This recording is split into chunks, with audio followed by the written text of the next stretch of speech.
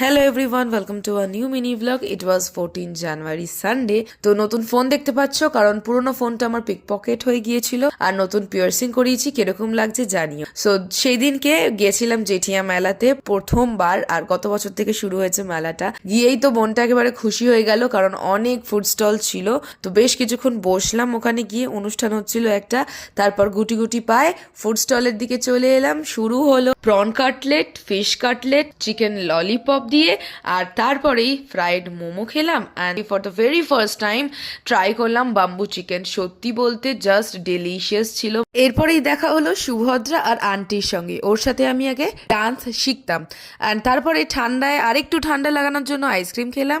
এরপর জিলিপি কিনে বাড়ি ফেরার পথে দেখা হলো স্কুল ফ্রেন্ড সুস্মিতার সঙ্গে। তারপর বাড়ি এসেই মা গরম জল দিয়ে কান পরিষ্কার করে দিল, আমি 3টে কেক বানালাম, আর এভাবেই দিনটা কাটালাম। বলে চলো আজকের মতো টাটা, লটস অফ লাভ।